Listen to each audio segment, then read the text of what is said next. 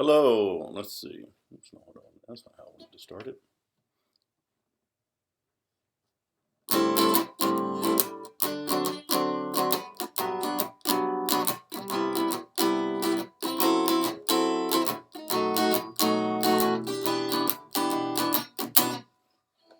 Hey, you may be wondering, why is Mr. Pulliam playing jazz?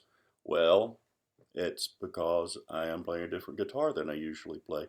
Usually I make my videos from school. I can't remember if I've made one for you from home or not, but I think this is the first time I've made one using this guitar. You used to see me play that red Fender, just regular dreadnought body guitar at school. This one's a little different. Sounds different, looks different. Just thought I'd show it to you. It's really pretty, um, wine red, sort of. And it's an F-hole guitar or an arch top guitar. You can see the top has an arch to it. It's kind of hard to see on camera, but it's a little thicker right out here in the middle. Right out here in the middle, it's a little thicker than it is on the edges because the top has an arch carved into it. The back also has an arch carved into it.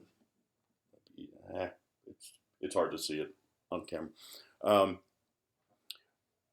And instead of having a sound hole, it has F holes like a violin. They perform the same purpose. They let it vibrate.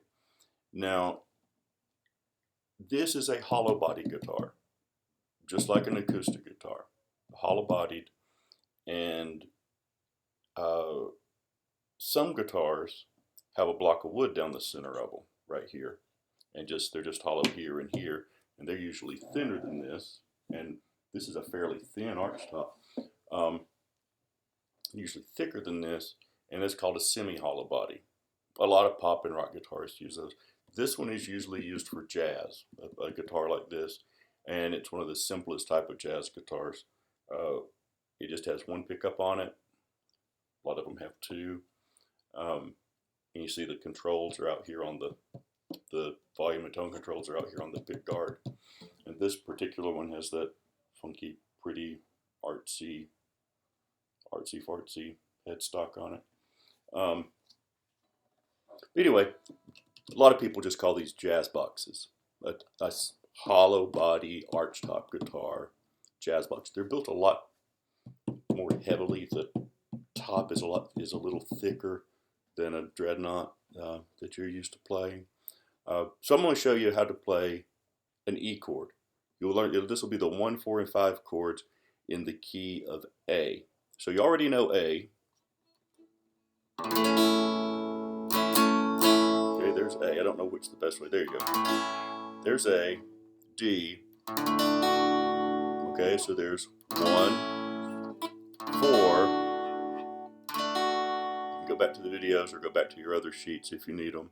And then the E chord. Your number 1 finger goes on the 3rd string, 1st fret. Your number 2 finger goes on the 5th string, 2nd fret, and your number 3 finger goes on the 4th string, 2nd fret. So, like that. That's a little better picture of what you would see. Kind of like that. If you would actually see it kind of like there from where you're sitting when you look at your hand. So that's E, and you strum across all 4 strings. And I've got my pinky just out of the way so you can see. So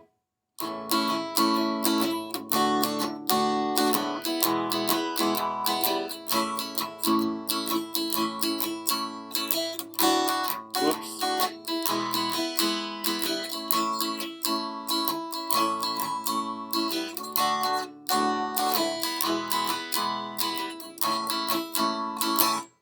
Okay, that was it. I made a little mistake there on one of my D chords. You also notice that there's a particular string that kind of stands out on this guitar.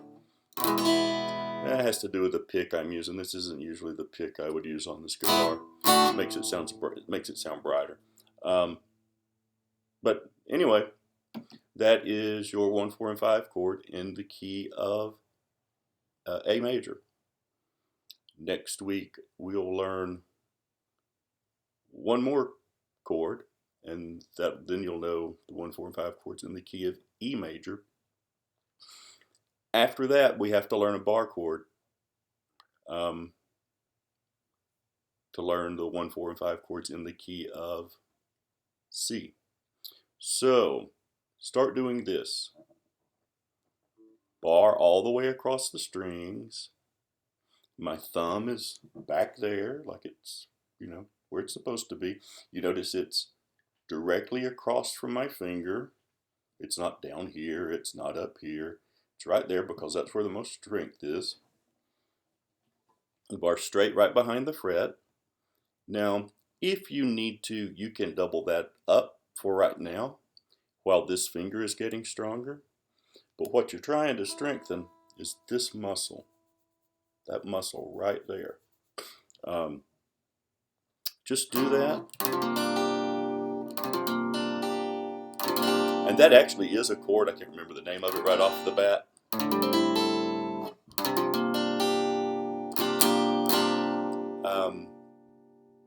But that's it. So start doing that exercise just to gain some strength, and it'll make playing a bar chord easier. See you later. Bye-bye.